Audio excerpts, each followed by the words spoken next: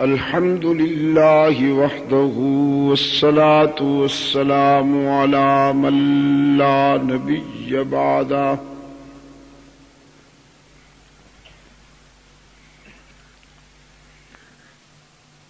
وعلى آله وأصحابه الذين أوفوا عهده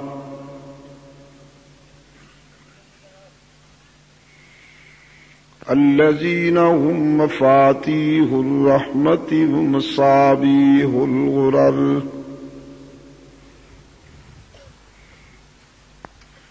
أعوذ بالله من الشيطان الرجيم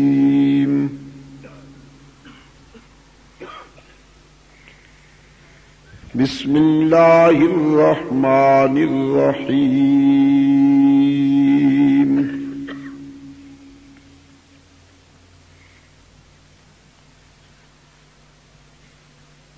قل أفغير الله تأمروني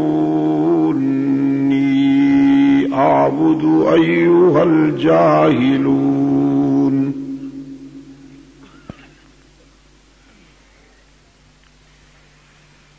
ولقد أوحي إليك وإلى الذين من قبلك لئن أشركت ليحبطن عملك وَلَتَكُونَنَّ مِنَ الْخَاسِرِينَ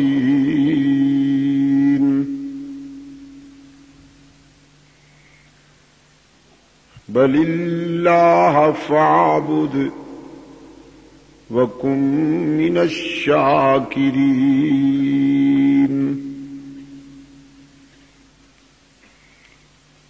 وَمَا قَدَرُوا اللَّهَ حَقَّ قدره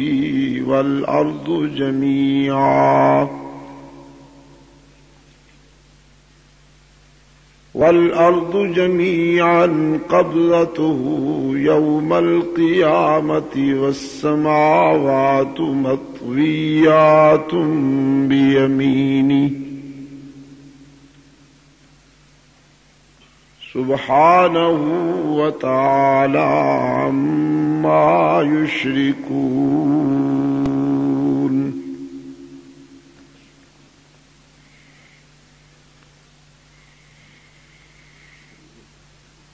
إذا السماء انفطرت وإذا الكواكب انتثرت وإذا البحار فجرت وإذا القبور بعثرت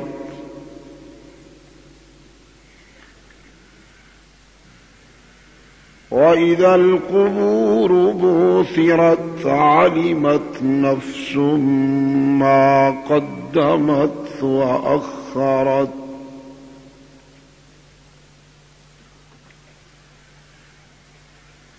يا أيها الإنسان ما غرك بربك الكريم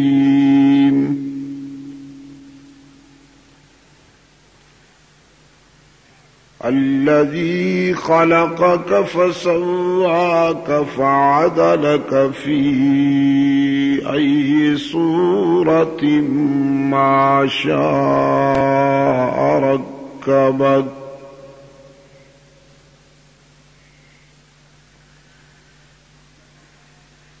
يا أيها الإنسان ما غرك بربك الكريم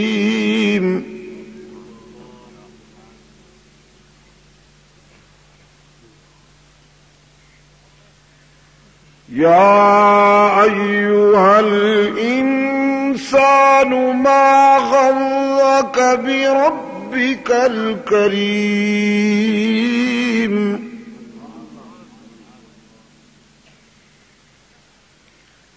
الذي خلقك فسواك فعدلك في أي صورة ما شاء ركبك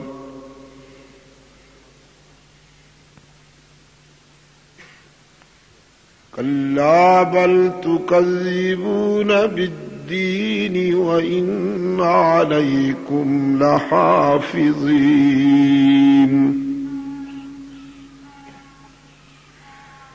وَإِنَّ عَلَيْكُمْ لَحَافِظِينَ كِرَامًا كَاتِبِينَ يَعْلَمُونَ مَا تَفْعَلُونَ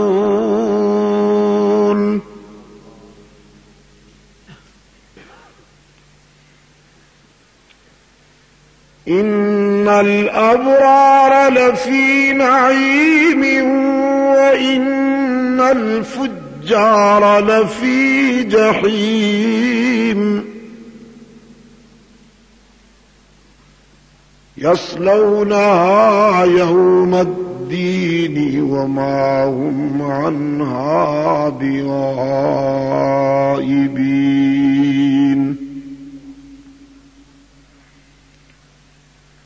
وما ادراک ما یوم الدین ثم ما أدراك ما يوم الدين يوم لا تملك نفس لنفس شيئا والأمر يومئذ لله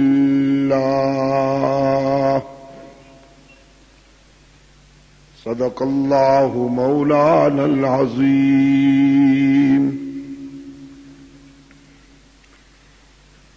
وعن معاویة بن ابی سفیان رضی اللہ تعالی عنہما قال قال رسول اللہ صلی اللہ علیہ وسلم من يرد اللہ به خیرا يفقهه في الدين وصدق رسوله النبي الأمي الكريم ونحن على ذلك لمن الشاهدين والشاكرين والحمد لله رب العالمين.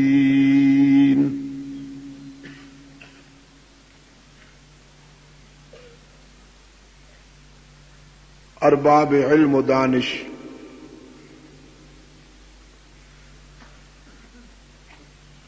رفقائے جماعت محترم بزرگوں اور عزیز دوستو،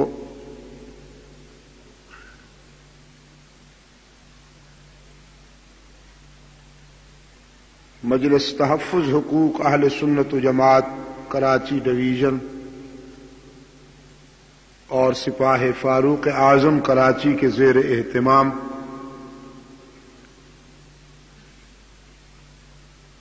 یہ توحید و رسالت کانفرنس کا دوسرا اجلاس جو آج 24 اکتوبر 1986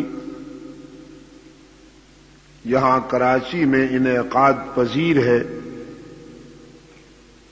ہم اس میں دعوت و تبلیغ کی نسبت سے جمع ہیں. جیسا کہ آپ حضرات کو یہ معلوم ہے کہ میں ایک طویل اور پرپیچ سفر کر کے یہاں حاضر ہو رہا ہوں. 2 روزہ ختم نبوت کانفرنس تربت کے سلسلے میں مکران ڈویژن کے دورے پر میں گیا ہوا تھا. ابھی کچھ دیر پہلے ہم کراچی میں پہنچے ہیں.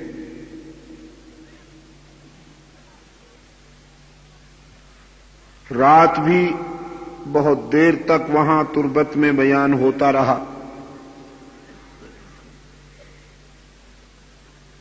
اللہ سلامت رکھے وہاں کے فرزندان اسلام کو. انہوں نے جس جوش، انہماک اور پرخلوص ولولہ کے ساتھ اس کانفرنس میں شرکت کی، وہ اپنی مثال آپ تھا۔ پھر آج جمعہ کی نشست میں بھی تقریباً 1.5 گھنٹہ تک وہاں پر بیان ہوتا رہا۔ گوادر، پسنی اور پنجگور تک سے فرزندان اسلام کے قافلے اس کانفرنس میں شرکت کے لیے پہنچے، اور مجھے یہ دیکھ کر بہت خوشی ہوئی کہ میرے عزیز نوجوانوں نے بہت ہی زیادہ اس موقع پر اپنے ایمانی جذبات کا مظاہرہ کیا۔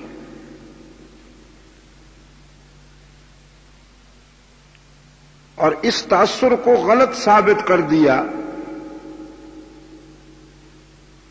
کہ بلوچستان یا مکران کا نوجوان خدا نخواستہ اپنے دین سے یا ایمان سے دستبردار ہو کر کسی اسلام دشمن طاقت کے حمایت میں جا رہا ہے۔ ہزاروں کی تعداد میں آج جمعہ کی نشست میں فرزندان اسلام میں، جن میں اکثریت نوجوانوں کی تھی، کھڑے ہو کر انہوں نے میرے ساتھ وعدہ کیا کہ جب تک ہم زندہ ہیں انشاءاللہ قادیانی تو یہاں ہیں نہیں مکران میں، لیکن زگریوں کی گاڑی ہم نہیں چلنے دیں گے، اور سرخ سامراج کے ایجنٹوں کو انشاءاللہ مکران ڈویژن میں 1 انچ بھی جگہ نہیں ملے گی۔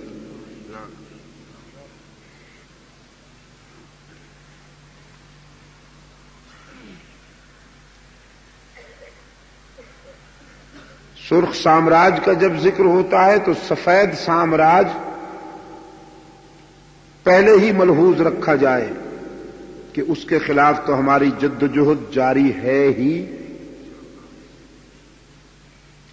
کیونکہ ہم 40 سال سے سفید سامراج کے ہاتھوں گھائل ہو رہے ہیں۔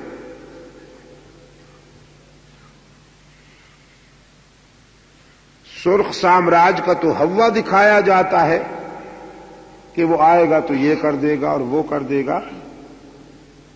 اللہ ہمیں اس کے شر سے محفوظ رکھے، عزائم جوان رکھیے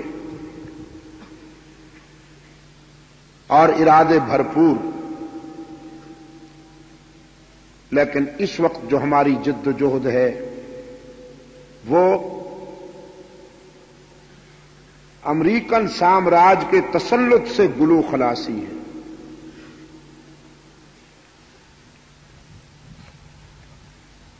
اور اس کے لیے میں نے ان لوگوں کو پرعزم پایا،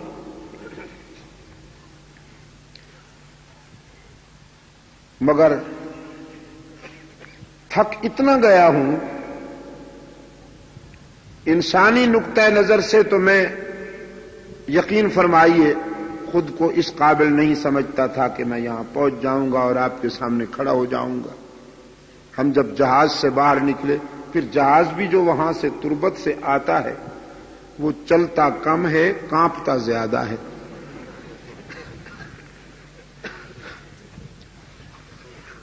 یہ جو فوکر قسم کے جہاز ہیں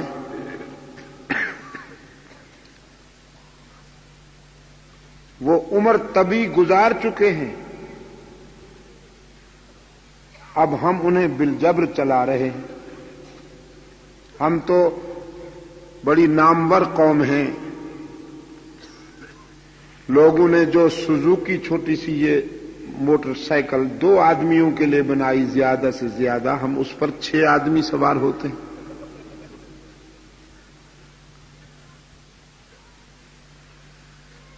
میں پچھلے دنوں وہاں چترال کے سفر پہ جب تھا 3-4 دن پہلے،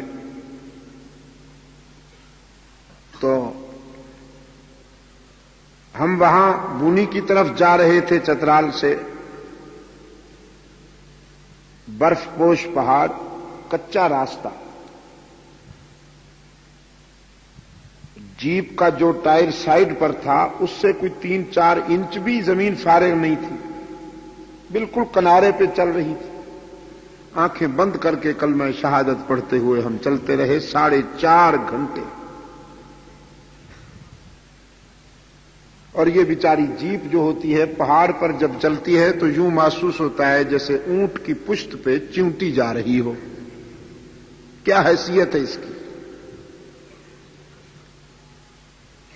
اور ہمارے آگے جو جیپ جا رہی تھی نوجوان، جس میں 5-6 جیپیں تھیں، ایک ایک جیپ پر 22-22 25-25 افراد سوار تھے، حالانکہ اس میں زیادہ سے زیادہ 8 آدمی بیٹھنے چاہیے۔ اس سلسلے میں تو ہم بڑے نامور لوگ ہیں۔ آپ نے دیکھا نہیں کہ کل آخر ایک فوکر نے دل ہار دیا، زمین بوس ہو گئے۔ تو یہ جو تربت سے، پسنی سے اور پنجگور سے اور گوادر سے یہ جو جہاز آتے ہیں، یہ سب اسی کیٹیگری کے جہاز ہوتے ہیں، چلتے کم ہیں اور کانپتے زیادہ ہیں۔ اور ان میں جو مسافر بیٹھتے ہیں ان کے ذہن میں یہ مصرع بار بار گونجتا ہے کہ شاید یہ تیری زندگی کا آخری سفر نہ ہو۔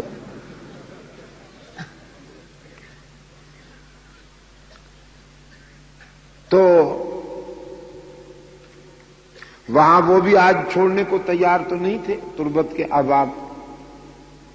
تو پھر میں نے ان سے کہا بھئی آج رات کا جو پروگرام ہے وہ آپ کے لوگوں نے، ہمارے بلوچ بھائیوں نے ترتیب دیا ہوا ہے، بے شک آپ مجھے روک دیجئے، میں وہاں جا کے اگلے دن کہہ دوں گا کہ انہوں نے نہیں آنے دیا تھا۔ تو پھر انہوں نے بہت جلدی سے مجھے وہاں سے روانہ کیا۔ بہرحال آپ بڑے جوش اور انہماک کے ساتھ تشریف لے آئے ہیں۔ یہ محض دینی پروگرام ہے جس کا ہدف فرزندان اسلام کے عقائد و اعمال کی اصلاح کی جد و جہد ہے۔ اسی ہدف کے پیش نظر یہ پروگرام ترتیب دیے جاتے ہیں مجلس تحفظ حقوق اہل سنت و جماعت کے زیر اہتمام۔ اور وہ فتنے کے جو اسلامی عقائد پر یلغار افغن ہیں،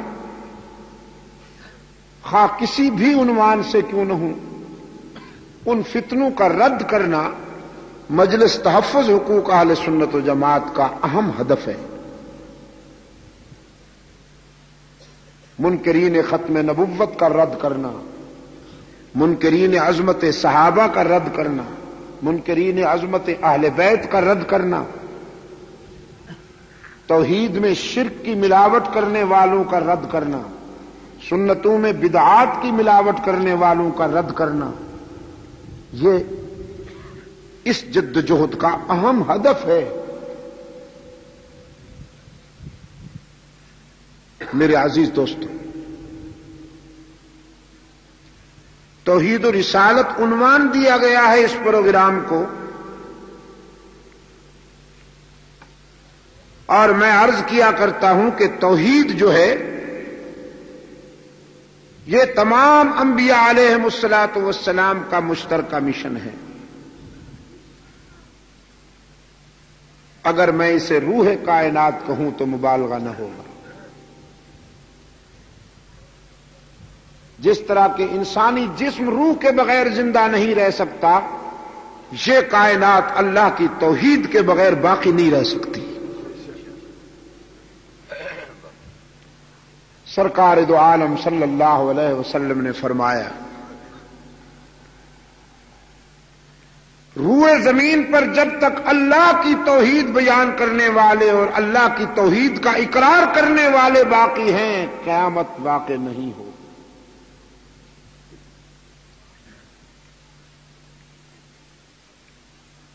اللہ کا غضب لوٹ جاتا ہے اللہ کی توحید کے اقرار سے، اور اللہ کے بندوں پر اللہ کی وحدانیت کے اعلان کو سن کر اللہ کا غضب لوٹ جاتا ہے، اس کا غصہ رحمت سے بدل جاتا ہے۔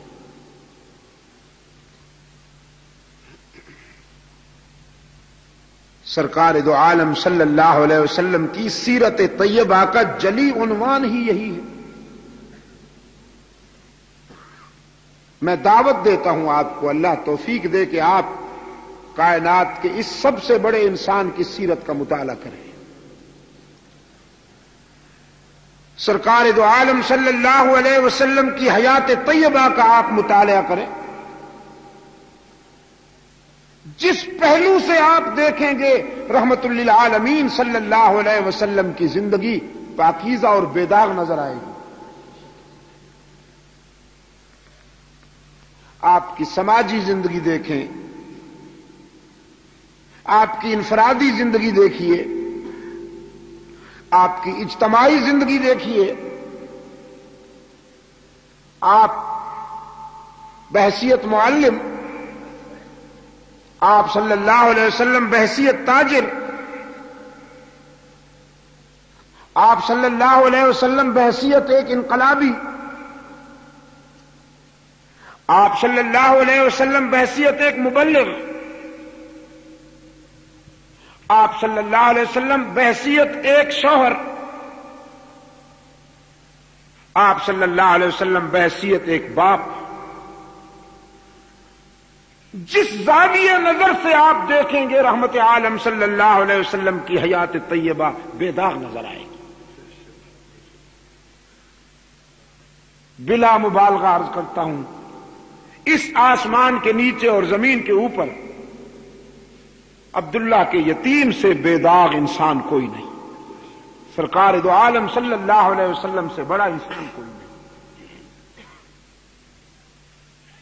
لیکن پھر لوگوں نے پتھر کیوں مارے؟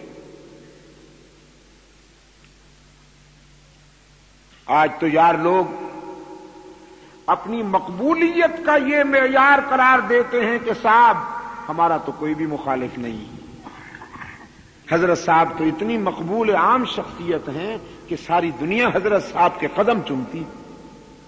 یہ حضرت صاحب کی ساری دنیا اس لیے قدم چومتی ہے کہ حضرت صاحب جو ہیں وہ کتمان حق کرتے ہیں، سب کو خوش رکھتے ہیں، با مسلمان اللہ اللہ کرتے ہیں اور با برحمن رام رام کرتے ہیں، سب کو خوش رکھتے ہیں۔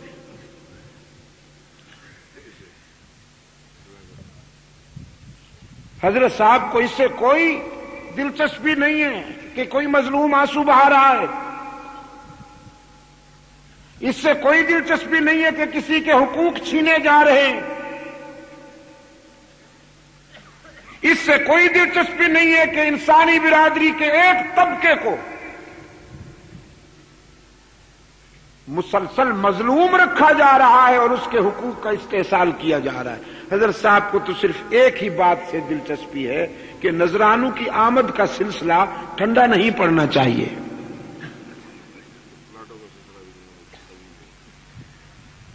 نذرانے آتے رہیں، پلاٹ ملتے رہیں،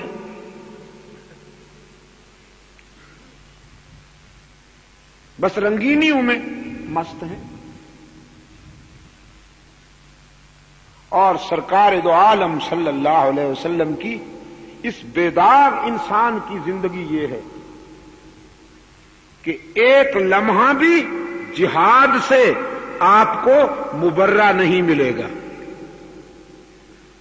پوری زندگی جہاد مسلسل سے عبارت ہے۔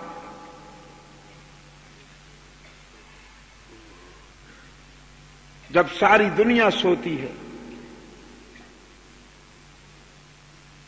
تو یہ بے داغ انسان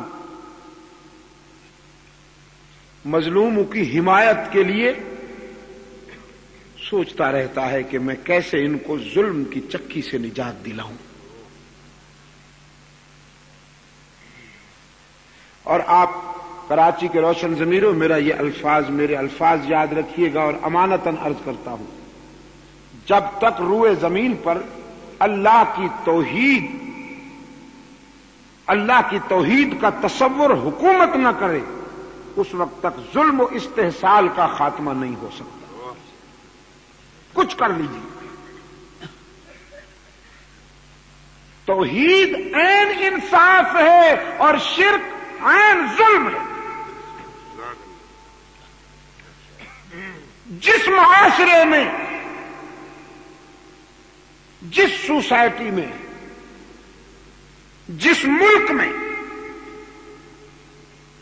شرک کے جراثیم موجود رہیں گے، میں دعوے سے کہتا ہوں اس معاشرے، اس سوسائٹی اور اس ملک میں عدل و انصاف کبھی حاکم نہیں بن سکتا. عدل و انصاف کبھی اجتماعی صورت اختیار نہیں کر سکتا. پہلے شرک کو مٹائیے، توحید کے تصور کو غالب کیجیے، پھر انشاءاللہ آپ کو ہر طرف عدل و انصاف کی حکمرانی نظر آئے گی. فاروق اعظم کا نام تو آپ نے سنا ہے. امام عدل و حریت، خلیفہ راشد ثانی سیدنا عمر فاروق، آپ نے رضی اللہ تعالی عنہ کہا ہے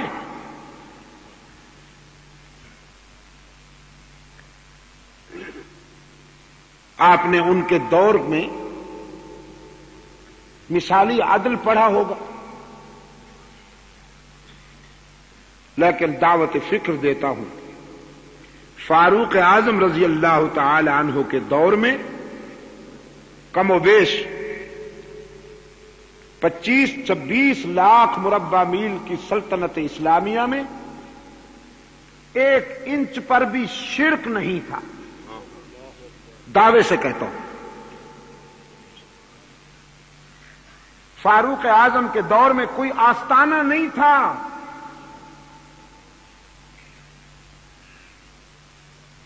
مذہب کے نام پر استحصال کرنے والے مجاور نہیں تھے،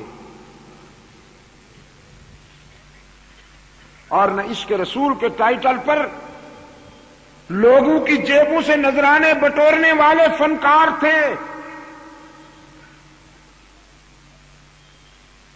دعوت دیتا ہوں ارباب علم و دانش کو، فاروق اعظم رضی اللہ تعالی عنہ کے دور میں کوئی ایک بھی آستانہ نہیں تھا، اور نہ کسی اللہ کے پیارے بندے کی قبر کو سجدہ گاہ بنایا گیا تھا.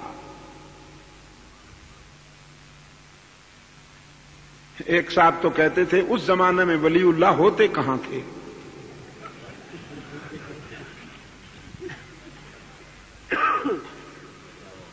ولی اللہ تو بعد میں پیدا ہوئے. اللہ تیری شان، صحابہ سے بڑا ولی اللہ ہے کوئی؟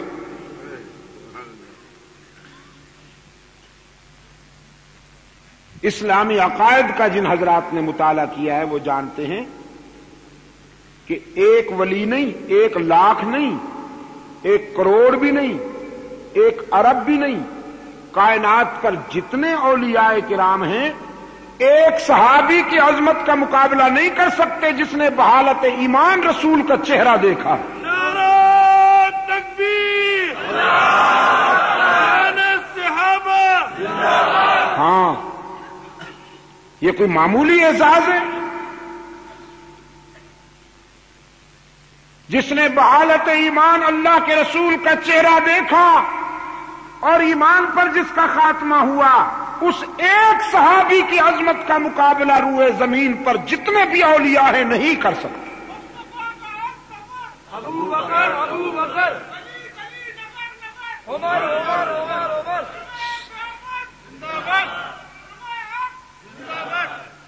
سید عبد القادر گیلانی محبوب سبحانی رحمت اللہ تعالی علیہ فرمایا کرتے تھے کبھی کبھی صحابہ کرام نے جن گھوڑوں پہ بیٹھ کر جہاد کیا اور گھوڑے دوڑنے کی وجہ سے جو غبار اڑ کر ان کے ناک میں بیٹھ گیا ہے، عبد القادر جیسے کئی اس غبار کا بھی مقابلہ نہیں کر سکتے.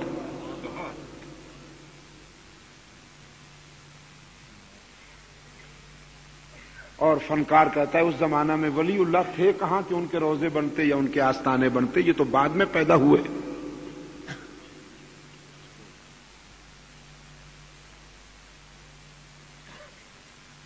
میرے عزیز دوستو، لشکر تھے، لشکر اولیاء کرام کے، لشکر تھے اولیاء کرام کے، لیکن وہ دور وہ تھا کہ جو رسول کے دور سے قرب کی سعادت رکھتا تھا۔ اس میں اللہ کے پیارے بندوں سے محبت کی جاتی تھی، ان کے نام کو ایکسپلائٹ نہیں کیا جاتا تھا، ان کی قبروں کو دیکھ کر عبرت حاصل کی جاتی تھی کہ جب اتنے بڑے لوگ نہیں رہے تو ہم کہاں رہیں گے، موت یاد آتی تھی۔ آج اللہ کے بندے کو پہلے سے ہی وقت سے پہلے مارنے کی کوشش کی جاتی ہے، اس لیے کہ جب یہ مرے گا تو پھر اس کا مزار بنائیں گے اور پھر مال بٹوریں گے، مال آئے گا۔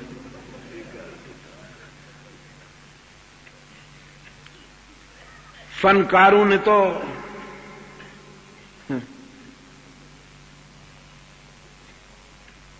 میں وہاں سوات ہم جب جا رہے تھے ہزارہ ڈویژن سے گزرتے، ہم نے دیکھا کہ ایک وہ اس پر درخت پر بہت ساری جھنڈیاں لگی ہوئی ہیں۔ میں نے پوچھا بھی یہ کون سی سرکار ہے؟ انہوں نے کسی بزرگ کا نام لے کے کہا جی یہ حضرت یہاں تھوڑی دیر کے لیے بیٹھے تھے، بس بیٹھے جو تھے تو جھنڈیاں لگ گئی، اور یار لوگوں نے وہاں پر دکان سجا لی، حضرت صاحب یہاں بیٹھے تھے، حضرت صاحب لہذا نذرانہ کاٹ، ٹیکس ادا کرتے جاؤ۔ وہاں سے جو بس گزرے، جو ٹرک گزرے، جو ویگن گزرے، جو پک اپ گزرے، وہ مجاور آگے کھڑے ہو جاتے ہیں، کارٹون بنے ہوئے کمبخت، شلوار ایک رنگ کی، کرتا دوسرے رنگ کا، ٹوپی تیسرے رنگ کی، کارٹون، مستقل کارٹون۔ اور بسوں والوں سے، ویگنوں والوں سے اس انداز میں نذرانہ مانگتے ہیں یا وہ کچھ مانگتے ہیں جیسے باپ دادے کا قرضہ وصول کر رہے ہو۔ اور اگر کوئی بیچارہ ڈرائیور صحیح العقیدہ ہو اور وہ ان کو نہ دے تو کہتے ہیں تیرا ایکسیڈنٹ ہوگا تو پھر پتہ چلے گا۔ ان کو ساری دنیا میں جو ایکسیڈنٹ ہو رہے ہیں وہ ساری تمہاری نگاہ غضب کا نتیجہ ہے۔ میں یہ بات آپ کی خدمت میں اس لیے عرض کر رہا ہوں عزیز دوستوں کہ فاروق اعظم رضی اللہ تعالیٰ عنہ کے دور کا عدل آپ نے سنا ہوگا، خوشحالی آپ نے سنی ہوگی۔ اعلان ہوا کرتا تھا سلطنت اسلامیہ میں کہ اگر کسی نے زکوٰۃ لینی ہو تو آ جائے، بیت المال میں وافر زکوٰۃ موجود ہے۔ یہ 25 لاکھ مربع میل آپ کو اندازہ ہے کہ کتنا ہوتا ہے؟ غیر منقسم ہندوستان، غیر منقسم ہندوستان بھی 25 لاکھ مربع میل سے کم ہے۔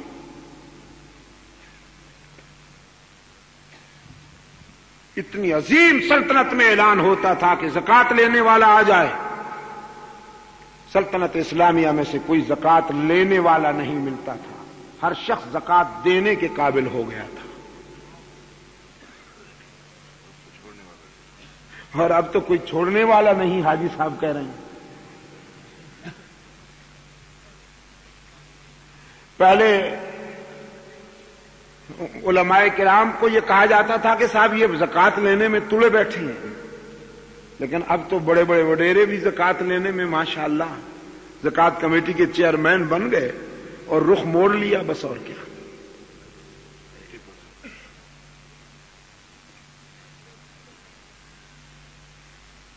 میرے عزیز دوستوں، کیوں ہوا یہ خوشحالی کا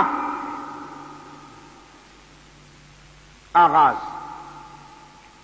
سرکار دو عالم صلی اللہ علیہ وسلم نے جس تصور کی بنیاد رکھی، آپ صلی اللہ علیہ وسلم کے رضاکاروں نے اور شاگردوں نے اسی تصور کو آرگنائز کیا،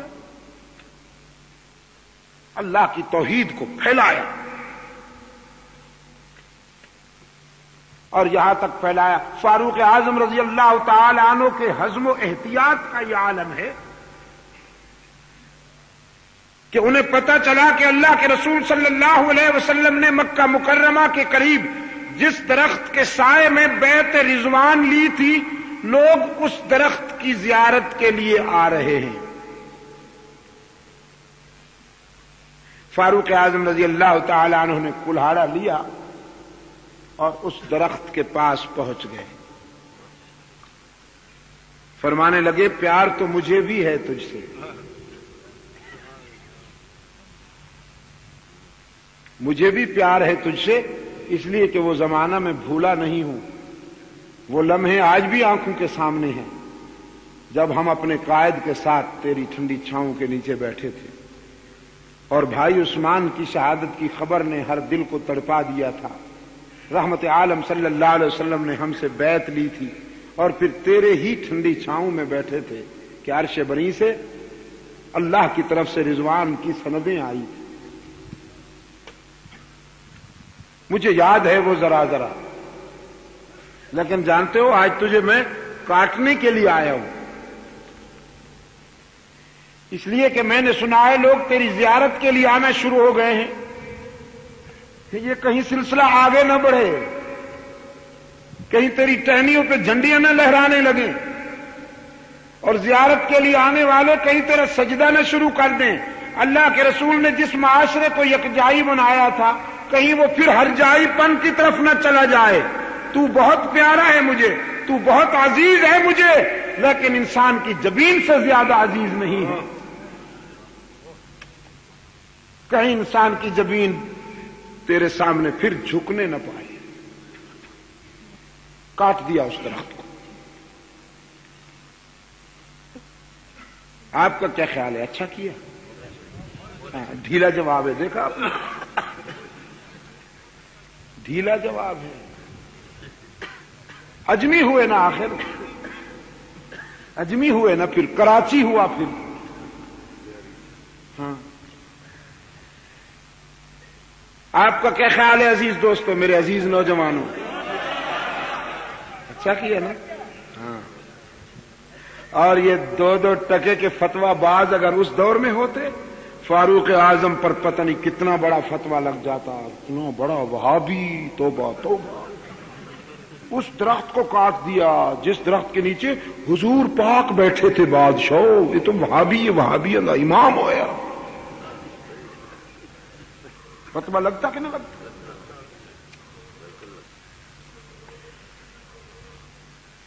لیکن اصحاب رسول جو ہیں صلی اللہ علیہ وسلم یہ اپنے قائد کی تعلیمات کا عملی نمونہ ہے. عملی نمونہ ہے اپنے آقا کی تعلیمات کا. جو آقا نے انہیں سمجھایا وہی انہوں نے کر کے دکھایا. دعوے سے کہتا ہوں، دعوے سے. فنکاروں سے کہو ذرا کوئی ثبوت تو لاؤ کہ کسی ایک صحابی نے کسی بزرگ کی قبر کو ذریعہ معاش بنایا ہو. اور اب پوری وزارت بنتی ہے اسی سلسلے کے لیے. چن چن کر یتیم اکٹھے کیے جاتے ہیں اور انہیں اوقاف کا وزیر بنایا جاتا ہے.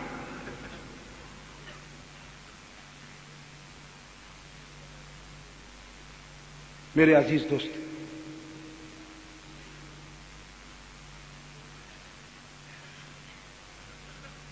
خود سرکار دو عالم صلی اللہ علیہ وسلم کے والد گرامی حضرت عبداللہ، آپ صلی اللہ علیہ وسلم نے ان کے قبر پر جھنڈیاں نہیں لہرائیں. اپنے دادا حضرت ابراہیم علیہ السلام کی قبر پر جھنڈیاں نہیں لہرائی ہیں رحمت عالم صلی اللہ علیہ وسلم نے، بلکہ ان کے خلاف جہاد کیا جنہوں نے اللہ کے پیارے بندوں کے نام سے آستانے بنا رکھے تھے. یہ مکہ والے جو ہیں، کیا خیال ہے آپ کا کراچی والوں، یہ اللہ کو نہیں مانتے تھے؟ مکہ والے اللہ کو مانتے تھے، دین ابراہیمی کے نام لیوا تھے. دین ابراہیمی کے نام لیوا تھے،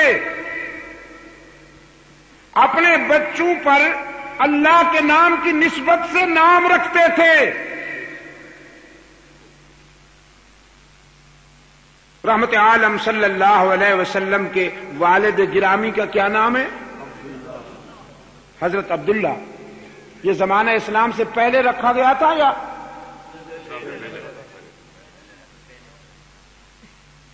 اسلام تو سرکار دو عالم صلی اللہ علیہ وسلم کی حیات طیبہ جب 40 سال کو پہنچی تو پھر اس موقف کا اعلان ہوا۔ یہ تو والد کا نام ہے، حضور کے والد کا نام ہے عبداللہ۔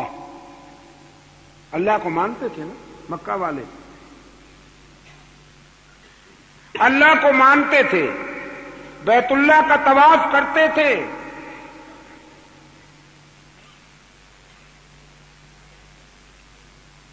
نکاح ہوتا تھا، عورتیں عدت میں بیٹھتی تھیں،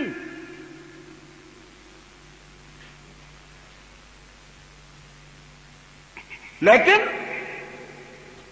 لات منات عزا اور حبل یہ جو انہوں نے، یہ تو وہ آستانے ہیں کہ جو نمایاں ہیں، چھوٹے موٹے اور بھی بہت ہیں، چھوٹے موٹے اور بھی بہت ہیں، وہ بنا رکھے تھے۔ کیوں؟ ان کے نام پر سالانہ میلہ ہوتا تھا، سالانہ میلہ ہوتا تھا، دور دراز سے لوگ اس میلے میں شرکت کے لیے آتے تھے اور یہ کہتے تھے کچھ لے کے آؤ گے تو کچھ لے کے جاؤ گے، ادروائز خالی ہاتھ آؤ گے تو خالی ہاتھ جاؤ گے۔ کچھ لوگ آتے تھے لے کر آتے تھے تو مال ملتا تھا انہیں، پورے سال کے چونچلوں کے لیے مال ملتا تھا۔ اللہ کے رسول صلی اللہ علیہ وسلم نے جب ان سے پوچھا کہ تم اللہ کو مانتے ہو پھر ادھر کیوں جاتے ہو، فرمایا ما نعبدهم الا ليقربونا الى الله زلفى،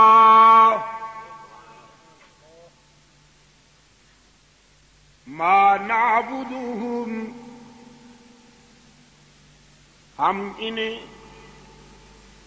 نہیں عبادت کرتے ان کی، ہم ان کے سامنے نہیں سر جھکاتے مگر اس تصور میں کہ یہ اللہ کے پیارے ہیں، لِيُقَرِّبُونَا إِلَى اللَّهِ زُلْفَىٰ، یہ اللہ کے پیارے ہیں، ہم گناہگار ہیں، ہماری سنتا نہیں، ان کی ٹھکراتا نہیں، ہماری ان کے آگے ان کی، اللہ کے آگے ہماری سنتا نہیں، ان کی ٹھکراتا نہیں۔ کتنا پرانا فارمولہ ہے، کتنا پرانا فارمولہ ہے کراچی کے روشن ضمیروں، صدیوں پرانا۔ آج بھی مذہب کے نام پر استحصال کرنے والے جبہ پوش یہی کہتے ہیں نا،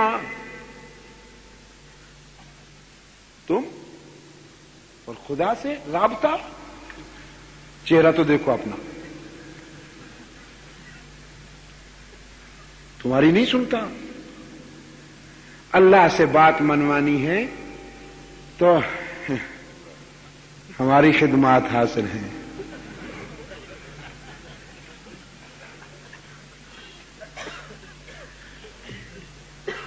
بزرگوں کو خوش کیا کرو،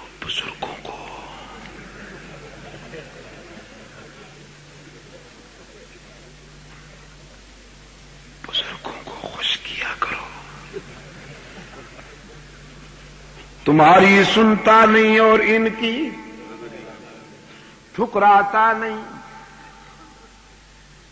رحمت للعالمین صلی اللہ علیہ وسلم جو موقف لائے،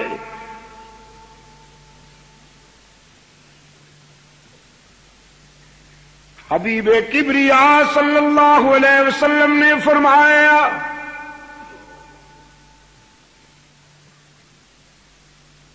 تم کہتے ہو ہماری سنتا نہیں،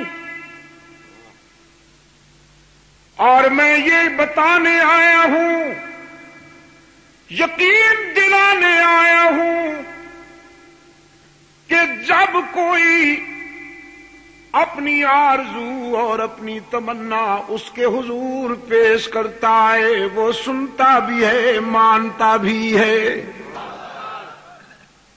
اس سے رابطہ قائم کرنے کے لیے تنکوں کے سہاروں کی ضرورت نہیں.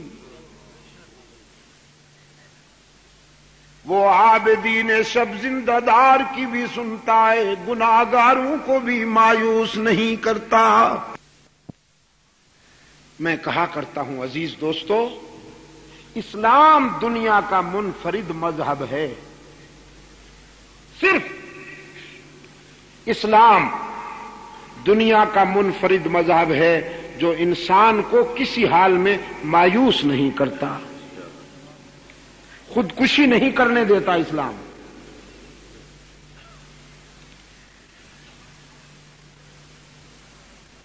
اسلام عابدین شب زندہ دار کو بھی مطمئن کرتا ہے، لیکن جس نے پوری زندگی ایک بھی سجدہ نہ کیا ہو،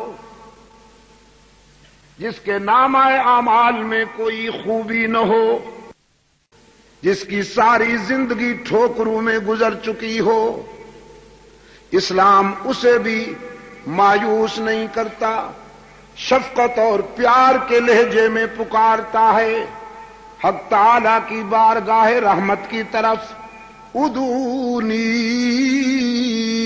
استجب لکم قال ربکم ادعونی استجب لکم ان الذین یستکبرون عن عبادتی سیدخلون جہنم داخرین.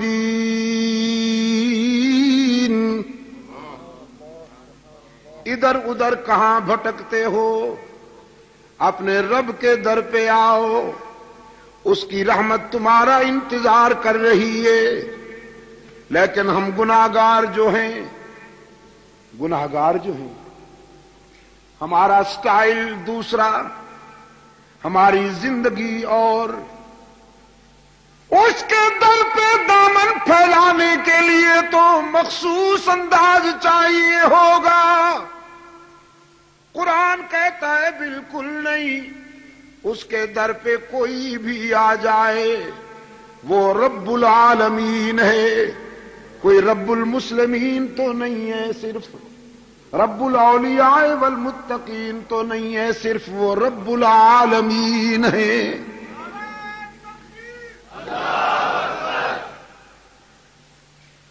خطا کاروں کو بھی پکارتا ہے کہ باز آ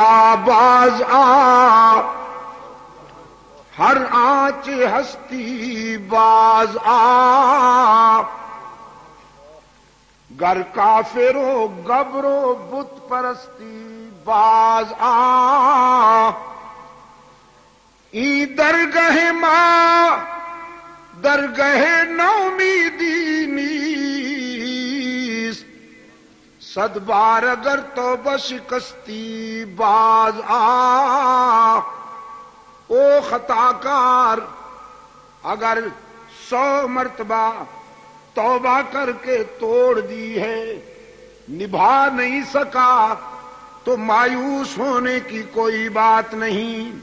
لا تقنطوا من رحمت اللہ، وہ بڑے وسیع ظرف والا ہے. تو اپنی خطاؤں کی طرف دیکھ کر مایوس نہ ہو، اس کی رحمت کی وسعت پہ نگاہ کر. 100 مرتبہ توبہ کر کے توڑ دی، نبھا نہیں سکا تو ایک بار پھر اس کے در پہ آ کے دیکھ، جبین نیاز جھکا کے دیکھ، طلب کا دامن پھیلا کے دیکھ، ندامت کے اشک بہا کے دیکھ، اس کے لطف و کرم کو آزما کے دیکھ، تیرے آنے میں دیر ہے، اس کے راضی ہونے میں دیر نہیں ہوگی۔ سرکار دو عالم صلی اللہ علیہ وسلم نے یہی پیغام دیا مکہ والوں کو۔ تم کہتے ہو گناہگاروں کی سنتا نہیں، اور میں یقین دلانے آیا ہوں کہ وہ اپنے بندوں کو مایوس کرتا نہیں۔ ہاں، ایک طبقہ ہے بد نصیب جس کے لیے اس نے واضح کر دیا کہ اسے معاف نہیں کروں گا۔ ایک طبقہ، اور وہ کون ہے؟ مشرک۔ گناہ معاف ہو جائیں گے، شرک معاف نہیں ہوگا، اس لیے کہ گناہ بھول ہے، گناہ بھول ہے، اور شرک غداری اور بغاوت ہے۔ اگر کوئی بھول جائے تو اسے معاف کیا جا سکتا ہے، غداروں کو تم نہیں معاف کرتے تو وہ کیسے معاف کرے گا؟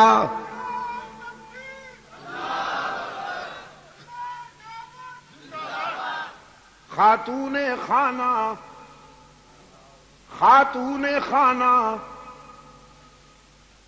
اگر سالن میں نمک زیادہ ڈال دے تو معاف ہو سکتا ہے کہ نہیں؟ تو بہت آہستہ آہستہ جواب دیا، توبہ توبہ توبہ توبہ۔ آپ کے بچوں کی خدمت کرتی ہے وہ بیچاری، سارا دن کچن میں رہتی ہے، آپ دوستوں کے ساتھ گپیں ہانکتے ہیں اور وہ بیچاری دھوئیں میں، آگ میں، کچن میں آپ کے گھر کی خدمت کرتی ہے۔ اگر نمک زیادہ پڑ گیا ہے تو معاف کرنے کو جی نہیں چاہتا؟ اتنا آہستہ جواب دیا، کر دیں گے، سوچیں گے۔ توبہ توبہ توبہ توبہ۔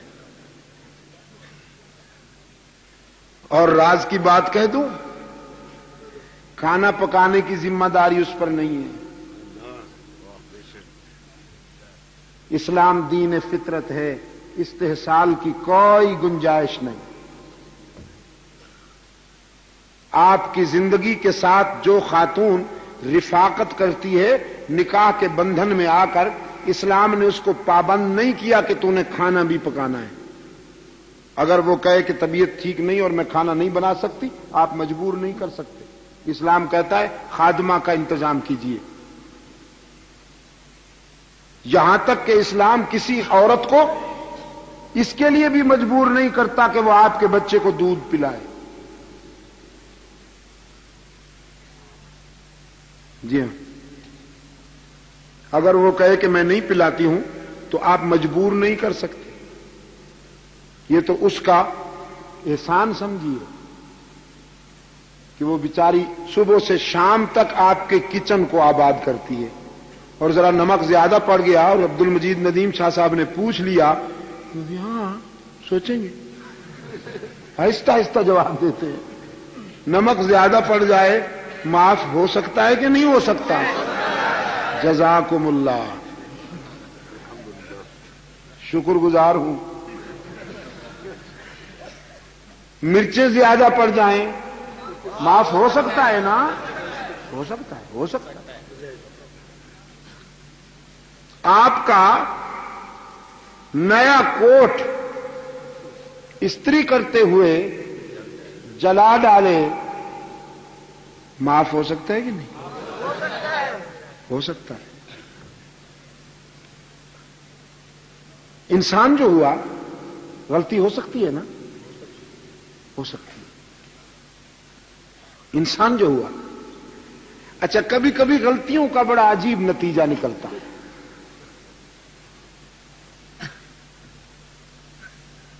سلطان ابراہیم ابن ادہم بہت بڑا بادشاہ تھا. بڑے خدم و حشم رکھتا تھا. شاہی تمطراق اور آن بان تھی. محل میں جو خادمہ اس کا بستر بچھاتی تھی ایک دن بستر بچھاتے بچھاتے سو گئی. شاہی بستر کی نرمی اور گداز محسوس ہوا تو پتھر پہ لیٹنے والے جسم کو نیند آ گئی شاہی بستر پر. ابراہیم ابن ادہم آیا. بڑا متکبر بادشاہ تھا. اس نے اپنے بستر پہ لونڈی کو اور جھاڑو دینے والی صفائی کرنے والی خادمہ کو سوتے ہوئے دیکھا تو فرط غضب میں جو چابک ہاتھ میں تھا اٹھا کے 4-5 جڑ دی. وہ ہڑبڑا کے اٹھ بیٹھی. پہلے روئی پھر ہنس دی. ہنس دی تو ابن ادہم نے پوچھا کہ ہنسنا سمجھ میں نہیں آیا, رونا تو سمجھ گیا ہوں, چابک مارے ہیں میں نے, ہنستی کیوں ہو؟ وہ کنیز کہنے لگی روئی تو اس لیے ہوں کہ تیرے چابک نے میری چمڑی ادھیڑ ڈالی ہے. بالکل ٹھیک ہے, اس نے رلایا ہے مجھے, لیکن ہنس اس لیے رہی ہوں کہ میں یہاں 4-5 لمحے بستر پہ سوئی ہوں. مجھے تو اس کی سزا نقد 4-5 چابک مل گئی ہے. جو ساری زندگی سو رہا ہے پتہ نہیں اس کو کتنی مار پڑے گی.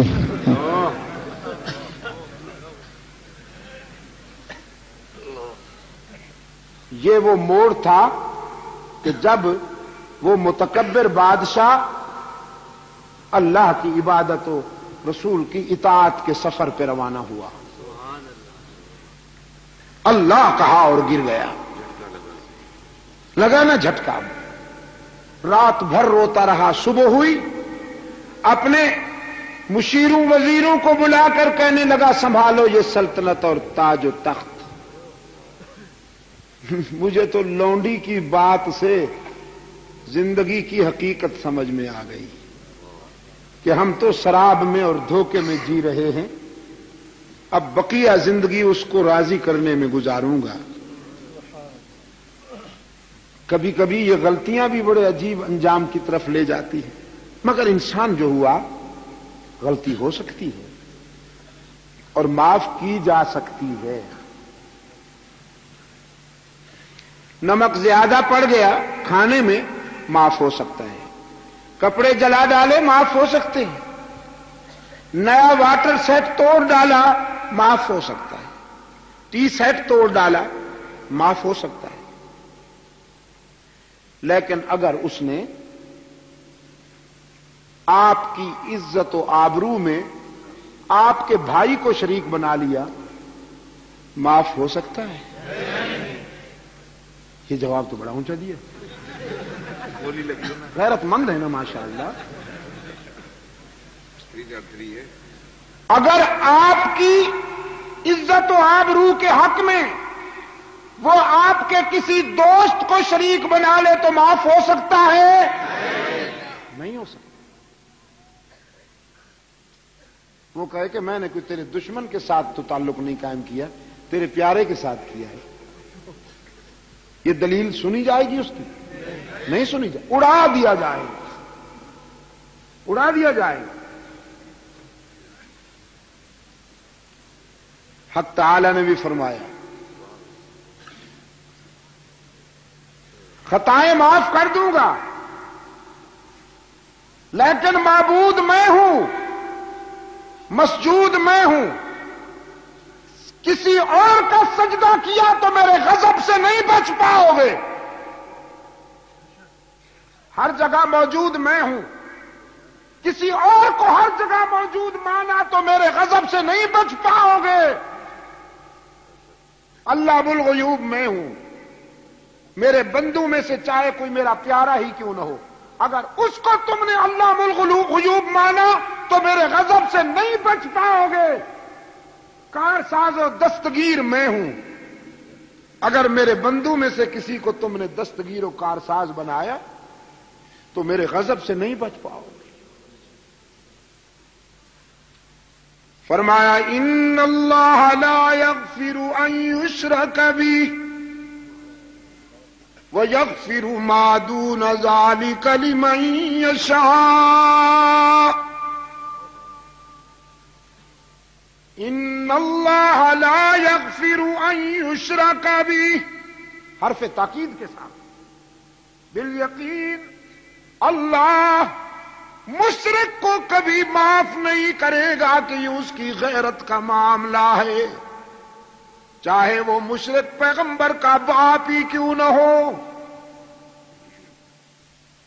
چاہے وہ مشرک نبی کا بیٹا ہی کیوں نہ ہو۔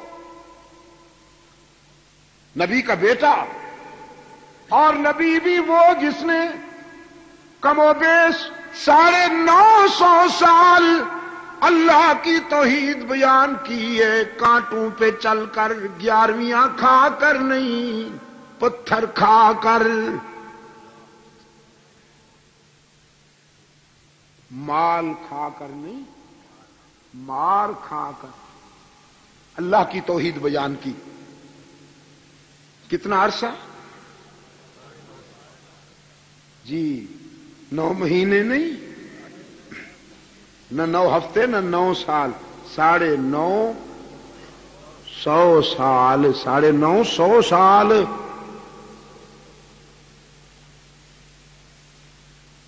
اور پھر صرف مسجد میں بیٹھ کر نہیں، گلیوں میں جا کر، صحراؤں میں جا کر، میدانوں میں جا کر، قرآن کہتا ہے ربی انی دعوت قومی لیلا ونہارا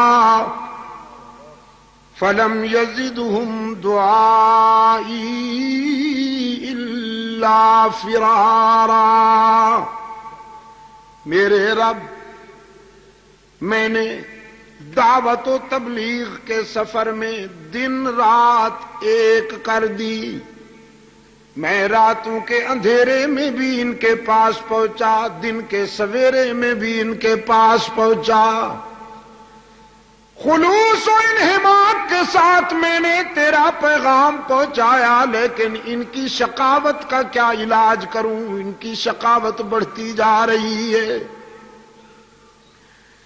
اب میرا خیال یہ ہے کہ آپریشن ضروری ہے، بعض بیماریاں اس سے ٹیبلٹ سے، مکسچر سے ٹھیک نہیں ہوتی نا، جو عضو زیادہ خراب ہو جائے پھر اسے، ناسور کو تو کاٹنا پڑتا ہے نا، ناسور کو کاٹنا پڑتا ہے، وہ جسم میں پیدا ہو جائے یا قوم میں، اس کو کاٹنا پڑتا ہے۔ الہ العالمین یہ ناسور بن گئی ہے بیماری، آپریشن ہو جائے، آپریشن کا پروگرام بنا، رب العالمین نے فرمایا سیلاب بھیج رہا ہوں عذاب بنا کر، جو پانی ضروریات زندگی میں سب سے زیادہ اہم ہے ہوا کے بعد، وہی پانی موت کا پیغام بن کر آ رہا ہے۔ ہلاکت سیلاب کی صورت میں آ پہنچی، بیٹا ہلاک ہونے والوں میں شامل ہے۔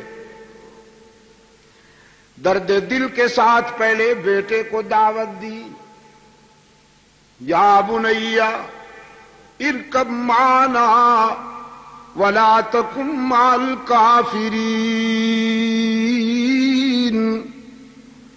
لخت جگر آجا میرے سفینے پر، بدبختوں کا حامی نہ بن۔ لیکن عزیز دوستو، جب شقاوت عروج پہ ہو تو پیغمبر کی دعوت بھی دل میں نہیں اثر کرتی،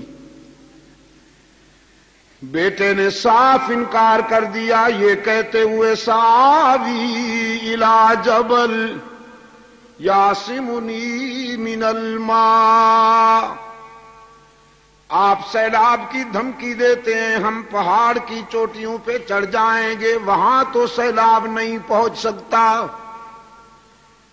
اللہ کے روشن ضمیر پیغمبر نے فرمایا لا عاصم اليوم من امر اللہ الا من رحم،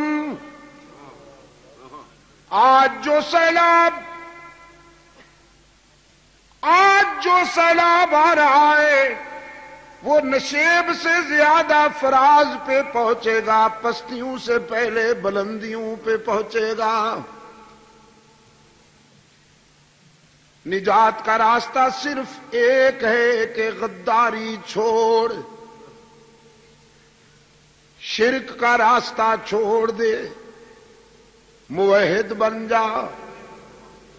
ادھر سے اصرار جاری، ادھر سے انکار جاری۔ قرآن کہتا ہے وحال بینہم الموج فکان من المغرقین،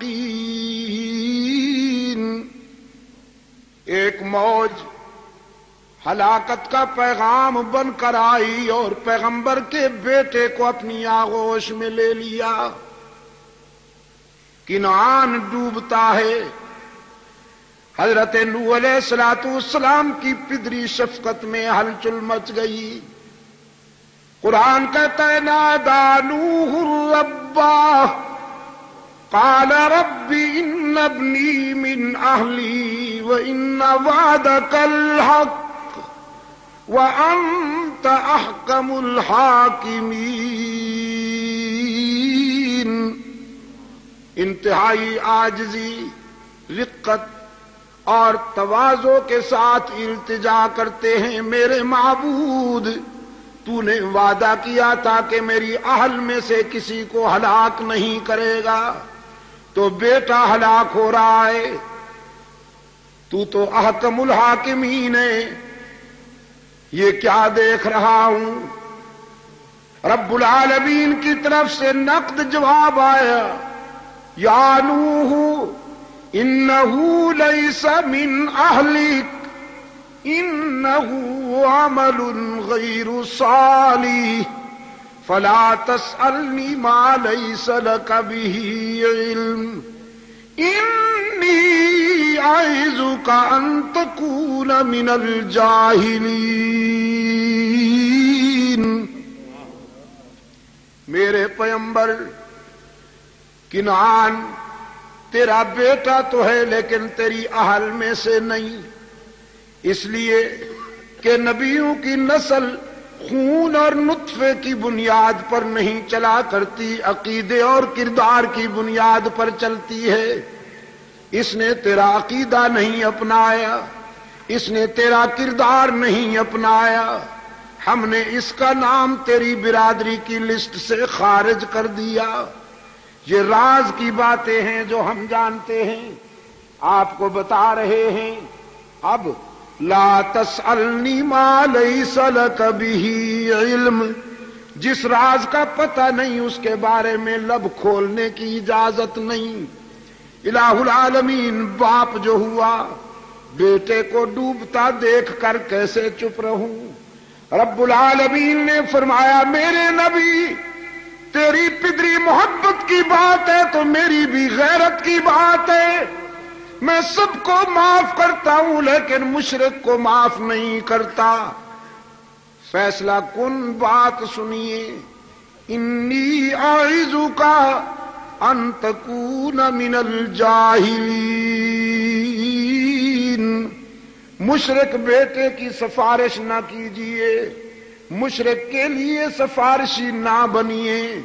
میرے روکنے کے باوجود اگر آپ نے اس کی نجات کے لیے پھر دعا مانگی تو نبوت چھین کر تجھے بھی اسی گروپ میں کھڑا کر دوں گا۔ کانپ اٹھا ہے اللہ کا نبی، کہتا ہے انی اعوذ بک ان اسألک ما لیس لی بہ علم۔ الہ العالمین تیری ناراضگی سے پناہ مانگتا ہوں، تیرے غضب سے پناہ مانگتا ہوں۔ تو سب کچھ جانتا ہے، میں تو وہی جانتا ہوں جو تو بتائے۔ بیٹا بہت عزیز چیز ہے، لیکن تجھ سے زیادہ پیاری کوئی چیز نہیں۔ کنعان جیسے کئی بیٹے بھی ہلاک ہو جائیں، لیکن تجھے تو ناراض نہیں ہونے دوں گا۔ بس یہی ایک طبقہ ہے کراچی والوں جس کے لیے معافی کا دروازہ بند ہے، اور وہ کون سا طبقہ؟ بھی کا مریض۔ بھی والوں کے لیے معافی کا دروازہ بند ہے۔ کون؟ بھی والے۔ اللہ اس بیماری سے سب کو بچائے۔ وہ دور والے بھی آمین کہیں نا، وہ جو دور بیٹھے ہیں ذرا۔ اللہ اس بیماری سے سب کو بچائے۔ اللہ اس بیماری سے سب کو بچائے۔ یہی پکار تھی جو فاران کی بلندیوں سے گونجی تھی، اسی پکار کی فیض رسانیاں ہیں کہ انسانی برادری میں ابو بکر صدیق جیسے لوگ پیدا ہوئے، اسی پکار کی فیض رسانیاں ہیں کہ عمر فاروق جیسے کردار روشن ہوئے، عثمان ذو النورین جیسے کردار روشن ہوئے، علی المرتضیٰ جیسے کردار روشن ہوئے۔ اسی پکار کی فیض رسانیاں ہیں۔ اسی ہی نے حسنین کریمین کو عظمت بخشی، اسی ہی نے احمد ابن حنبل کو عروج بخشا، اسی ہی نے ابو حنیفہ کو عروج بخشا، اسی ہی نے مجدد الفسانی کو عزت عطا کی، اسی ہی نے سید عبد القادر گیلانی کو محبوب سبحانی بنا دیا۔ انسانی جبین کی عاجزیوں کے لیے سچا مسجود۔ بس اس میں بے وفائی نہ ہونے پائے۔ انسانی جبین کی عاجزیوں کے لیے سچا مسجود۔ علام الغیوب، ہر جگہ موجود، کارساز و دستگیر، حاجت روا و مشکل کشا، عزت دینے والا، رزق دینے والا۔ یا اللہ بھی بعض لوگ کہتے ہیں وزارتیں حضرت نے دلوائی ہیں، چونکہ چادر چڑھائی تھی، چونکہ دودھ سے قبر کو دھویا تھا۔ ہمارے ہاں بھی ایک گنجا ہے،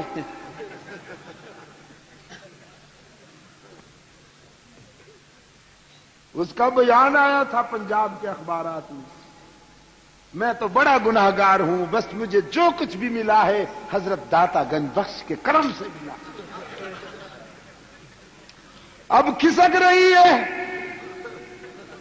کرسی، کھسک رہی ہے نیچے سے، بہت سے جا چکے، باقی جو ہیں تیار بیٹھے ہیں۔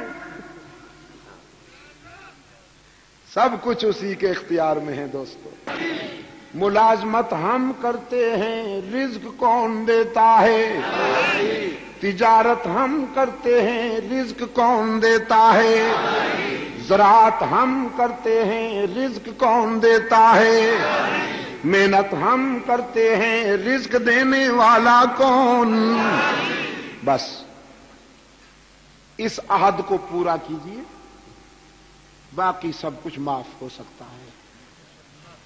اس کی رحمت سے، رحمت عالم صلی اللہ علیہ وسلم کی شفاعت سے، سرکار دو عالم صلی اللہ علیہ وسلم نے فرمایا پکارو اسی کو، دامن پھیلاؤ اسی کے آگے، سب کچھ ملے گا۔ رب سے رابطہ قائم کرنے کے لیے تنکوں کے سہاروں کی ضرورت نہیں۔ مجاور بس اسی کو نہیں برداشت کر سکتے۔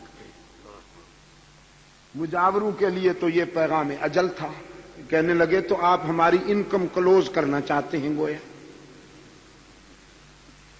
ہم یہ جو آستانے چھوڑ دیں تو پھر بھوکے مریں,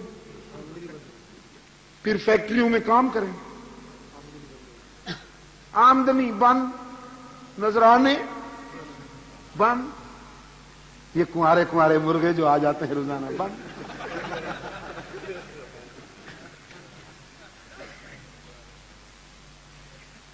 کمپرومائزنگ کے لیے فارمولہ بھیجا. دیکھو جیو اور جینے دو کی پالیسی پہ عمل ہونا چاہیے. آپ کچھ نرم ہو جائیے, کچھ ہم نرم ہوتے ہیں, پھر آپ جو چاہیں ہم سے منوائیں, بس تھوڑی سی ہماری بزنس چلنے دیجئے, یہ سلسلہ چلنے دیجئے, نذرانے آنے دیجئے. اب ساتا ہے, جمعراتا ہے, 40واں ہے, کوئی مرے صحیح. حضرت صاحب کی انکم شروع.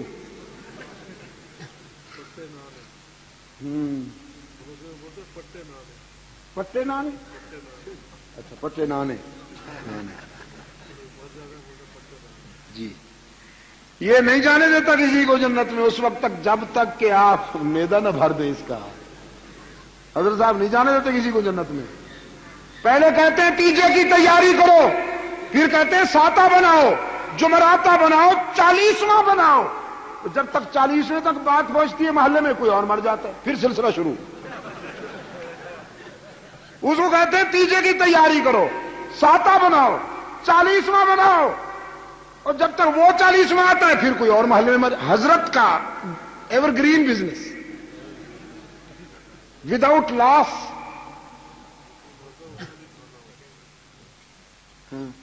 جس بیچارے کا کوئی مر جاتا ہے حضرت صاحب اسی کی جیب کاٹتے ہیں. یا اللہ یا اللہ. حالانکہ اسلام کہتا ہے ہمدردی میں اس کے گھر 3 دن تک کھانا پہنچاؤ, اس لیے کہ وہ تو غمزدہ ہے, اس کا والد فوت ہو گیا, اس کا چچا فوت ہو گیا, اس کا بھائی فوت ہو گیا, وہ تو غمزدہ ہے. تو محلے والوں کو چاہیے کہ از راہ اخوت, از راہ انسانی ہمدردی اس کے گھر میں کھانا پہنچائیں. حضرت صاحب کہتے ہیں سب سے زیادہ غمزدہ میں آپ ہوں. بس مجھے ہی سب کچھ پہنچاؤ. یہی تو ہے اس کا رنگیلا دین, جو صرف یہاں اس نے بنا رکھا ہے. عرب میں نہیں ہے نا یہ باتیں. سعودی عربیہ میں اللہ آپ کو لے جائے, دیکھنا ذرا, نہ جھنڈی ملے گی, نہ آستانہ ملے گا, نہ لمب زلفہ مجاور نظر آئے گا کوئی, ہاں نہ کچھ نہیں. یہاں میرے دوستوں نے بتایا کہ کوئی وہ ایک فوٹو بیچا گیا ہے پچھلے دنوں کراچی میں, پگڑی کا. وہ پگڑی کیا ہے, ایک مستقل وہ ہے ہیلمٹ, جزاک اللہ, ایک مستقل ہیلمٹ ہے, اتنی بڑی ہے. سرکار دو عالم صلی اللہ علیہ وسلم کی دستار مبارک کے متعلق جو تصور آیا ہے سیرت طیبہ میں, حضور کی حیات طیبہ کے مطالعے میں, وہ نفیس ہوا کرتی تھی بابو, پورا تھان نہیں ہوا کرتا تھا, وہ نفیس پگڑی ہوا کرتی. اب وہاں یار لوگوں نے مال بٹورنے کے لیے بنا رکھا ہے. ادھر لاہور میں انہوں نے وہ رکھے ہوئے ہیں. پہلے تو یہ کہ 1400 سال تک کوئی کپڑا باقی کیسے رہے, 1400 سال تک کوئی کپڑا.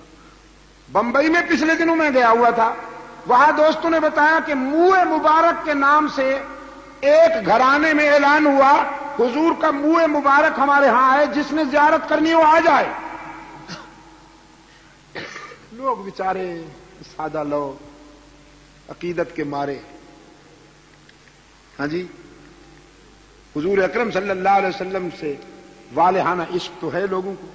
اب دوڑے لوگ, دوڑے تو راستے میں انہوں نے جہاں سے انہوں نے گزرنا تھا ایک بہت بڑا صندوق رکھ دیا کہ جس نے جانا ہے اس میں وہ اصل جو ہدف ہے، اصل ٹارگٹ ہے وہ اس میں ڈال کے جائے، پھر منہ مبارک کی زیارت کرے۔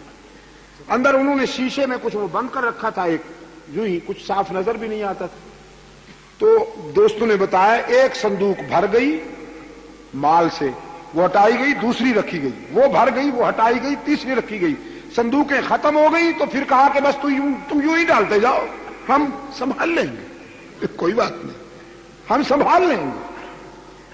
منہ مبارک کے ٹائٹل پر، منہ مبارک کے نام پر یہ استحصال ہوا۔ مجھ سے کسی نے پوچھا حضرت آپ کا کیا خیال ہے اس سلسلے میں نے کہا اگر آپ حضور سے محبت کرتے ہیں تو حضور کی سب سے بڑی نشانی قرآن کریم ہے۔ اس سے بڑھ کر حضور اکرم صلی اللہ علیہ وسلم کی بڑی نشانی ہو سکتی ہے کوئی؟ کراچی والوں بتاؤ تو صحیح، قرآن سے بڑھ کر رحمت عالم صلی اللہ علیہ وسلم کی کوئی نشانی ہو سکتی ہے ہمارے پاس؟ تو قرآن سے بیر اور یہ مختلف چیزیں بنا کر ان کے ذریعے مال کمانے کا جنون، قرآن کے قریب آئے تو قرآن تو پھر توحید بتاتا ہے الحمد سے لے کر والناس تک، قرآن تو موحد بناتا ہے، اور قرآن سے بن نہیں آئی، نہ قرآن والوں سے بن آئی۔ سعودی عرب والوں پہ ناراض ہیں، دھمکیاں دیتے ہیں ہم یہ کر دیں گے اور وہ کر دیں گے۔ ہم نے یہاں پر یہ مطالبہ کیا کہ قادیانیوں کے نام نہاد ربوہ کو اوپن سٹی قرار دیا جائے، یہ مطالبہ ہے نا ہمارا، تھا اور ہے اور رہے گا جب تک کہ یہ مطالبہ پورا نہیں ہوتا۔ ربوہ قرآن کریم میں اس مقام کو کہا گیا ہے جہاں حضرت عیسیٰ و مریم علیہم السلام کو اللہ نے عافیت بخشی تھی۔ وَآوَيْنَاهُمَا إِلَىٰ رَبْوَةٍ ذَاتِ قَرَارٍ وَمَعِينٍ۔ انہوں نے اپنے اس کا نام کیا رکھ دیا؟ اپنے شرارت گڑھ کا نام، شرارت گڑھ کا نام کیا رکھ دیا؟ ربوہ۔ برعکس نہند نام زنگی کافور، وضو شیفی غیر محلے ہی۔ شرارت گڑھ نام ربوہ، جیسے کوئی آنکھوں سے اندھا ہو اور نام رکھ دو مسٹر چراغ صاحب، چراغ الدین صاحب۔ نماز ایک نہ پڑھتا ہو، نام رکھ دو معراج دین۔ پورے محلے کے بچوں کو کچا چبا جانے کا ذوق رکھتا ہو، ظالم ہو پرلے درجے کا، نام رکھ دو کرم دین۔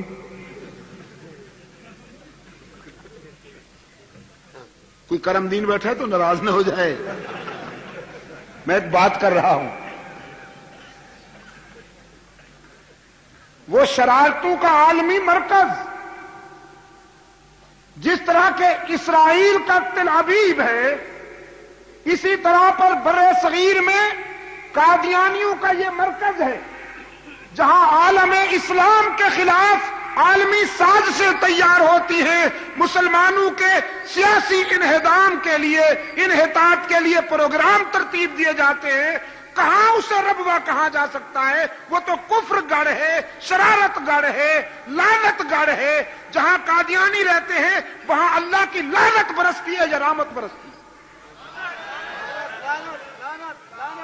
وہاں لعنت برستی ہے، لیکن نام کیا رکھا ہے اس کا؟ ربوہ۔ ہم نے کہا اس کو کھلا شہر قرار دو، انہوں نے کراس ڈیمانڈ کی ہمارا کیس کمزور کرنے کے لیے، کراس ڈیمانڈ کی کہ مکہ مدینہ کو کھلا شہر قرار دو۔ آپ اس ڈیمانڈ کے زہریلے مضمرات پر غور کر سکتے ہیں؟ بھائی ہم نے اس لیے کہا کہ ربوے کو کھلا شہر قرار دو کہ وہاں عالم اسلام کے خلاف شرارتیں ہوتی ہیں، وہاں مرتد رہتے ہیں، کھلا شہر قرار دو اسے تاکہ ان کی سازشیں بے نقاب ہو جائیں۔ لیکن انہوں نے کہا مکہ اور مدینہ کو کھلا شہر قرار دو۔ میں آپ سے پوچھتا ہوں، مکہ اور مدینہ میں الیاذ باللہ ثم الیاذ باللہ نقل کفر نباشد سازشیں تیار ہوتی ہیں یا مکہ اور مدینہ سے پوری دنیا انسانیت کے لیے رحمتیں بھیجی جاتی ہیں.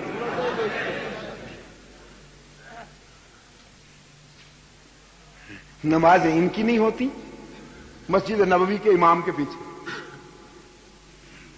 نمازیں ان کی نہیں ہوتی حرم کے امام کے پیچھے، اور ہیں عاشق. تو ایسے عاشقوں کا داخلہ بند، داخلہ بند. اور میں نے اس دن کہا تھا نیازی چوک میں کہ اس عاشق کو ڈوب مرنا چاہیے جسے معشوق اپنی گلی سے ہی نکال دے.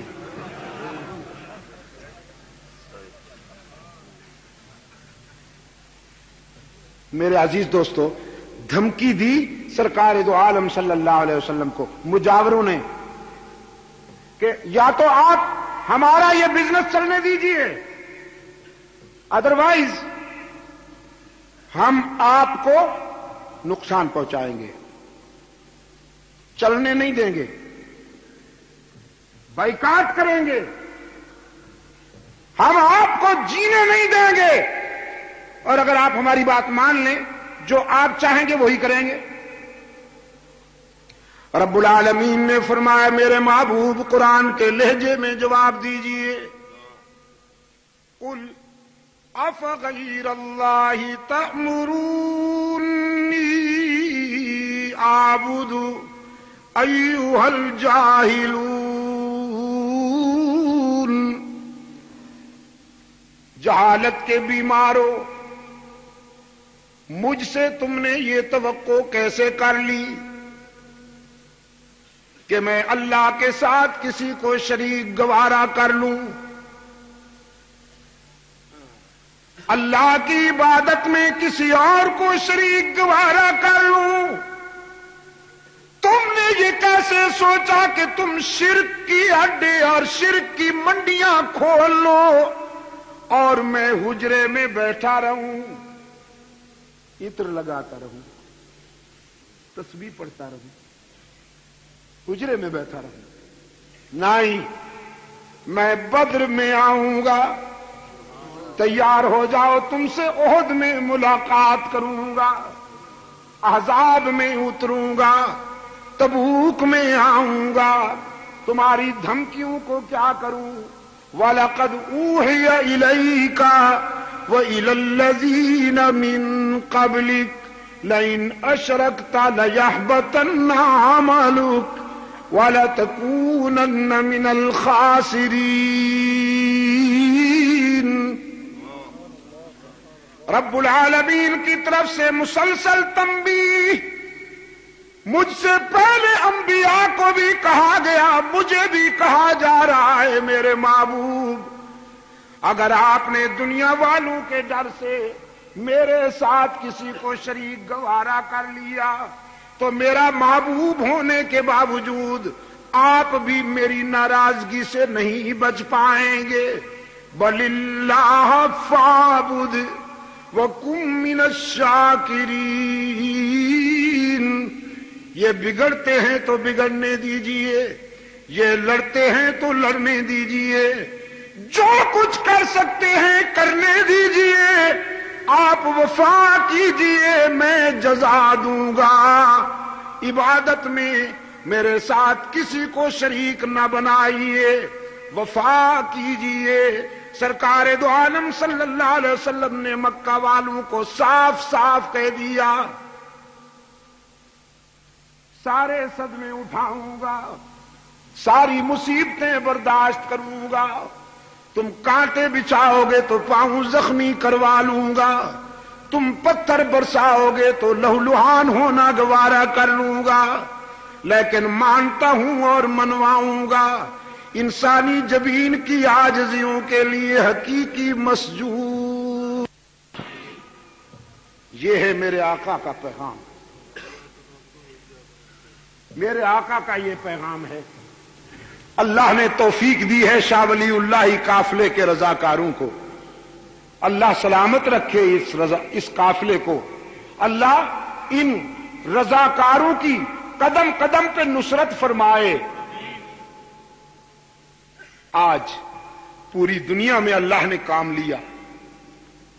شرک کا تعاقب کرنے والے یہی، तौहीद का परचम लहराने वाले,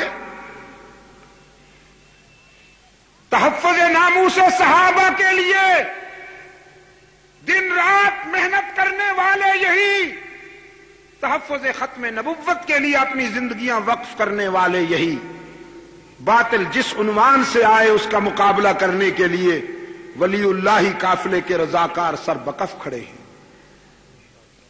अल्लाह इनकी मदद फरमाए, कदम कदम पर मदद फरमाए। रायविंड में इंशाअल्लाह आलमी इज्तिमा हो रहा है 7, 8, 9 नवंबर को।